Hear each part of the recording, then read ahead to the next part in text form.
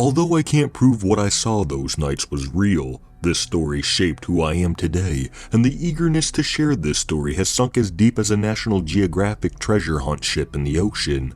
And seeing all of you share your stories of disdain makes me feel almost normal for experiencing that fateful night. It was my 10th birthday. I had only a few friends at the time, and to this day I can't believe anyone showed up with the theme being Big 10. There were 4 of us, those being me, Alex, Sarah, and Tom. Somehow we had all convinced the oblivious adults to allow us to explore the small patch of trees barely able to be called forest, but still big enough to get lost in. We walked out the door, leaving the terrible inflated green balloons and the sideway hung tapestry behind. We waved goodbye and headed out beyond the house.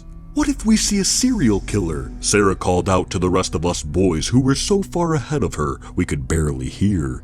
"Oh, don't worry, dear princess, your chivalry knight will defend you," Tommy called back, making fake stab motions, pretending to fight back monsters or whatever creatures were filling his young mind. "Tommy, you couldn't even fight off Daryl at school a week ago." Me and Alex laughed as we stopped for the rest to catch up. "Hey," Tommy said sheepishly as his arms fell back in place. "He's like 7 feet tall." "Well, I still thought it was brave," Sarah said with a smile as she patted his shoulder, just reaching his place in the field. "Come on, guys," I dragged out as I started walking slowly into the tree line so the rest could catch up. "They're gonna expect us back soon. I want to see something cool." Little did my 10-year-old mind know that I was gonna see something cool at a price.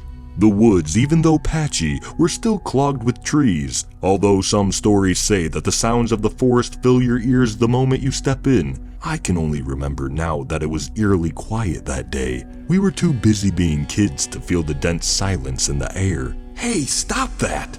I swatted at Tommy as he slid behind me, pretending as if he wasn't just pulling at my shoulder-length hair for the past 5 minutes. "I'm bored," Alex said sluggishly behind us. "Well, is the party behind us really any better?" I asked. "No," he said quietly, his shoulders slouching a bit. "Exactly."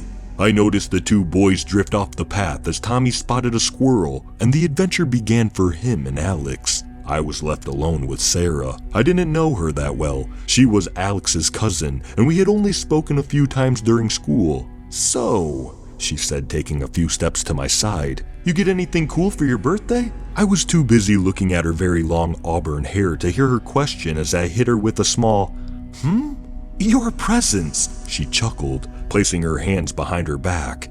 "Oh, yeah, real cool stuff." I tried remembering for a moment, but suddenly found myself an amnesia patient in the doctor's office. Her tone seemed to die down as she just began to follow me to a small log we both sat on. I kicked at the dirt a little and she joined me. It was a nice moment in my mind, as I can remember it. My last normal moment. "Mike!" The loud scream ripping through the forest. My name. I looked quickly at the direction it came from and back to Sarah, her face white, a look of terror that still rings clear in my head.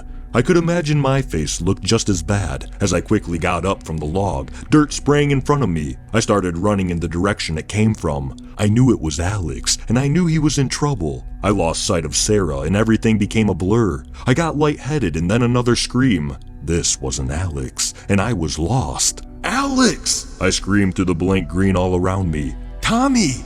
The forest became a nightmare. I started moving in all different directions. After a while, the dark started peering over the trees, the stars becoming eyes staring at me. After about 10 minutes of darkness, I gave up. I sat myself on the dirt. I wanted to cry. How could I have been so stupid? I got back up, determined to do something, to be able to get back home. I couldn't push the fear away though, and suddenly I became aware of the silence. Minutes went by, and there were no birds, there were no squirrels. I couldn't even find a single ant on the rough dirt floor. It was as if something sucked all the life out of the planet. The only thing left, the creature making the screaming noise. I took another step and tripped, a small root catching my feet. That was the last straw. I broke down crying. After about 2 minutes of me feeling sorry for myself, I heard something rustling in the bush. My eyes darted around me to the patch of open path right in front of me. "Hello?" I called out into the night and immediately realized how stupid that was. Hello. I forgot about the injury as I started scrambling to get up. It was silent again, but I didn't stop to dwell. I just ran. I changed direction almost every 5 minutes, hoping to lose whoever replied. About 10 minutes later, I saw something that made me stop running. It looked like a cave. It might have been about the first grayish-black thing I had seen yet, almost as dark as the night, but very reflective in the moonlight. It had jagged edges and looked as if an adult could only get through crawling on their knees, almost the perfect size for me. I took a few steps closer to it, a faint whistling sound coming from deep inside. To this day, I don't know why I went inside. I can't tell you what overcame me, what powerful force willed my small feet to move into the dark, dark area. But when I stepped a few feet inside, it wasn't dark. I could see everything, every outline of the cave wall, every rock and stone in the cave. It was as if I became nocturnal. I couldn't comprehend it. I kept going. I came into a split into the middle of the cave, right or left. I went right. As my footsteps echoed through the small space, I started to creep slowly, afraid something would hear me. It was only a few minutes before the cave widened. I was able to go up on my toes and not touch the ceiling. The long cave spread out. I could see something in the distance. It was in a rectangular shape, and even in the bare light of the cave, I could see every edge, every surface, every carved symbol. I stepped closer, a stench rising from the area. I couldn't tell what it was, but it was wretched. I had to plug my nose as I crept closer to the big box. There was nothing in it. I was confused, and my mind started running. What was that smell? What was the smell? What was that smell? I looked ahead of me as I was previously oblivious to anything but the box. I found the smell. Bodies, so many of them, piled up to the roof of the cave. I couldn't count all of them. Were my friends in there? Tommy, Sarah, Alex. My feet wouldn't move. I just stared. My eyes wouldn't move. My feet stuck in cement. I saw women. I saw men. I saw children. Hello. I bolted. The silence broken and a maniacal laugh rang through the cave.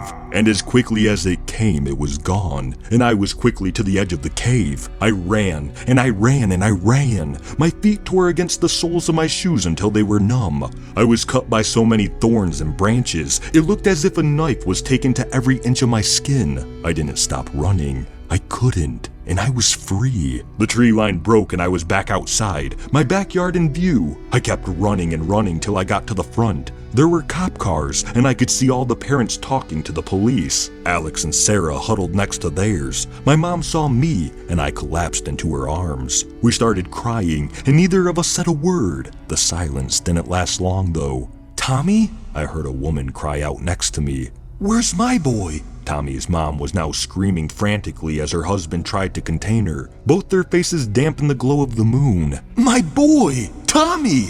Tommy never came home.